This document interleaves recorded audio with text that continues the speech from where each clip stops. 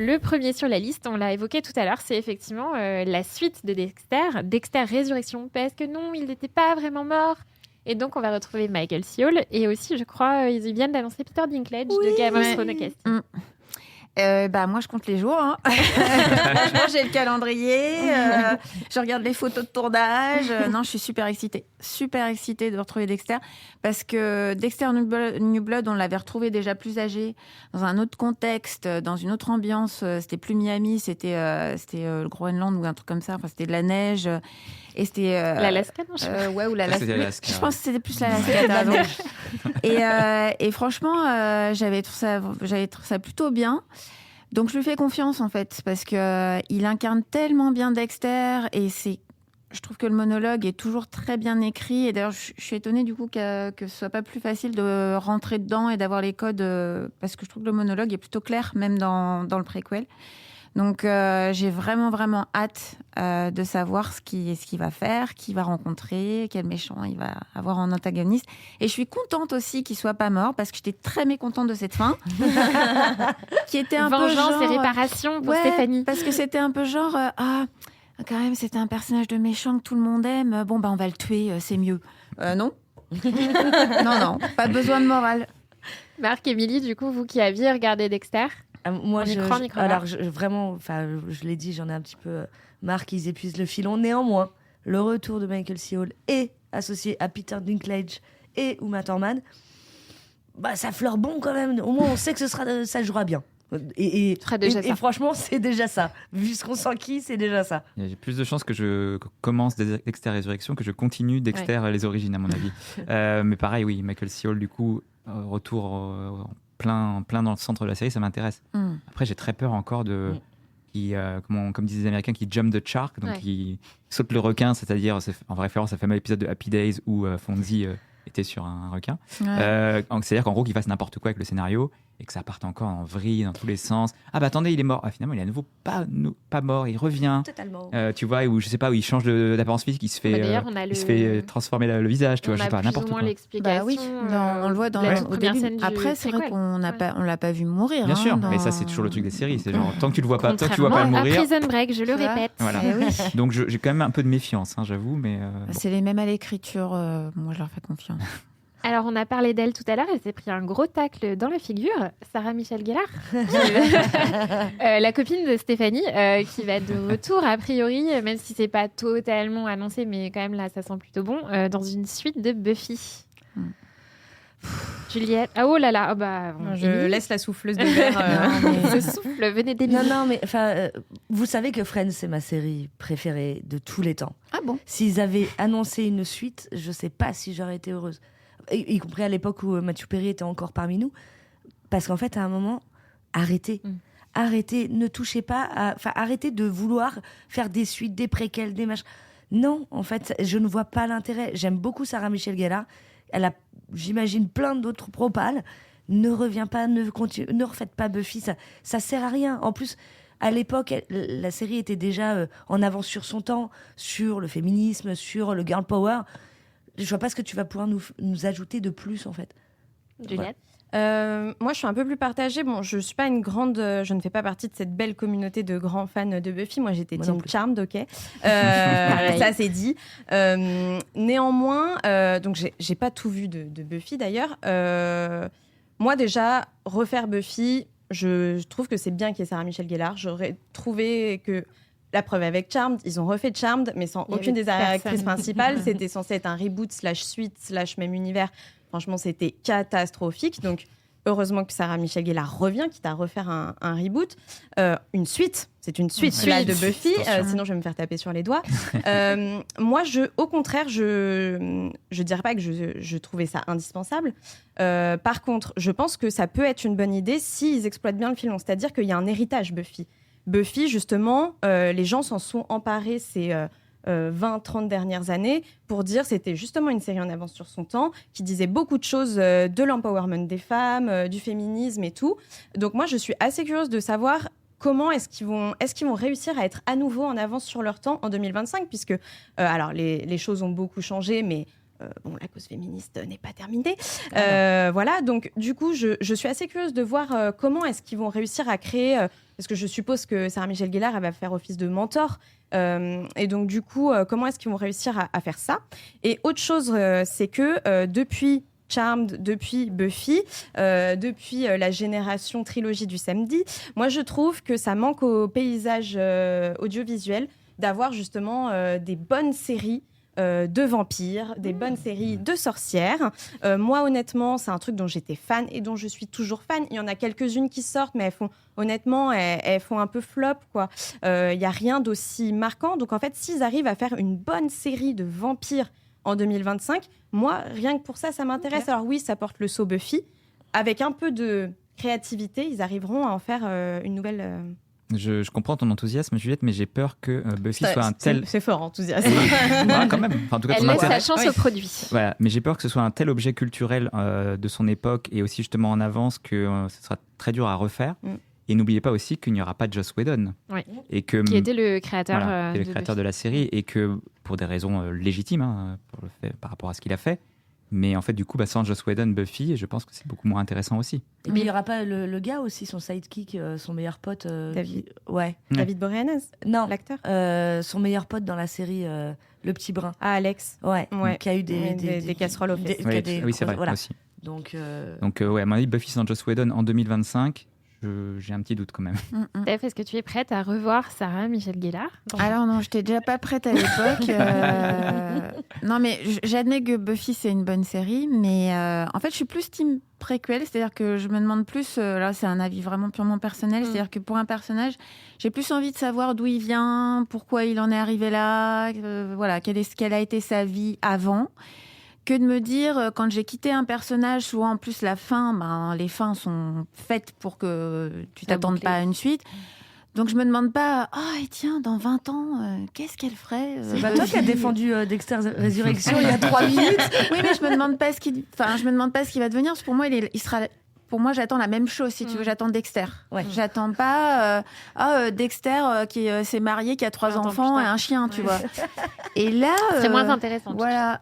Sauf si tu tous ses voisins. Mais là, Buffy, en fait, je me dis, qu'est-ce qu'il y a à raconter sur Buffy, et si c'est pas sur Buffy et qu'elle fait juste office de mentor et que c'est juste pour dire les gars, il y a Buffy, il y a Sarah Michelle Gellar, venez regarder, mais en fait c'est autre chose, tueurs de vampires, et des nouvelles mythologies. Je sais pas s'il y a assez à écrire, si ça vaut le coup en fait, vraiment ça c'est le truc de l'écriture en fait, est-ce qu'il y a des trucs à raconter quoi. Alors je pense autant les fans de Buffy attendaient Buffy réclamer un retour sous une forme ou une autre de Buffy, autant je pense pas que c'était le cas des fans de La Petite Maison dans la Prairie. Et pourtant, Netflix a annoncé un retour, un reboot cette fois, de La Petite Maison dans la Prairie. J'en peux plus. Passe mon tour personnellement. Laura Ingalls, Charlie Ingalls, tout ça, ça vous parle ? Qui a eu cette idée ? Non mais vraiment, je me dis, pardon, vous allez croire que je ne parle que de ça, mais je pense que c'est pas possible, c'est lors d'un apéro que les gars ils se sont dit, non mais Gérard, qu'est-ce qu'on fait ?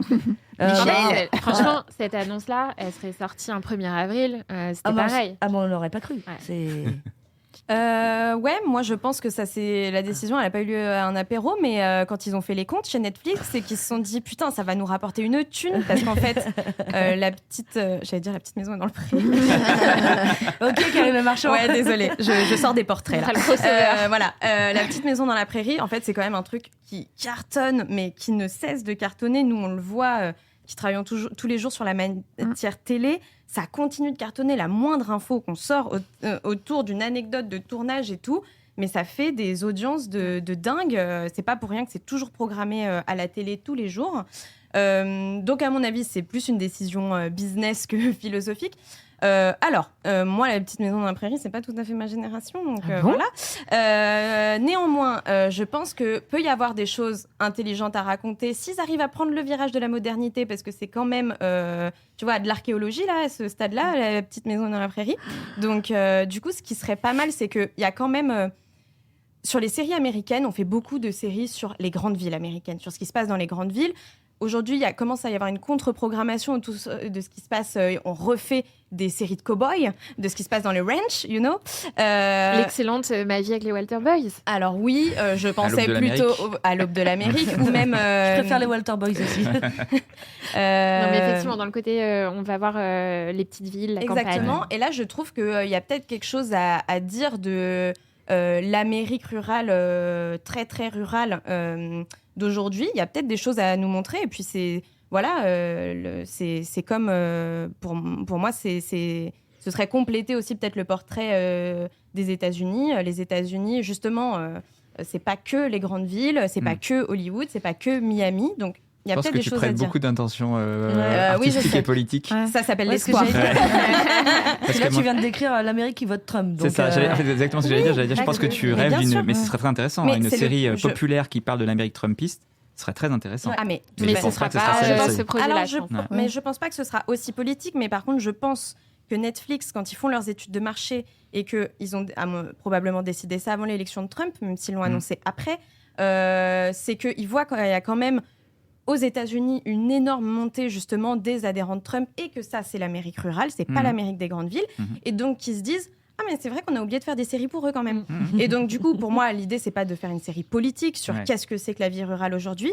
Quand je dis c'est faire un portrait aussi, c'est en fait leur proposer une série de divertissement qui parle d'eux. Et donc en fait, je pense que c'est ça que Netflix veut faire et que c'est pas, je ne doute pas que ce ne sera pas politique d'un poil. Voilà. C'est surtout comme c'est quand même une histoire adaptée. À la base, c'est une histoire vraie. Moi, je comprends pas trop le truc de refaire. Je vois pas trop ce qui pourrait changer en vrai. Et je trouve que ce qui est un peu dangereux dans ces trucs-là, c'est que je me dis qu'ils veulent que les enfants ou les jeunes regardent La Petite Maison dans la Prairie parce qu'ils se disent qu'ils sont pas capables ou ça va pas les intéresser de regarder la version originale qui est trop vieille.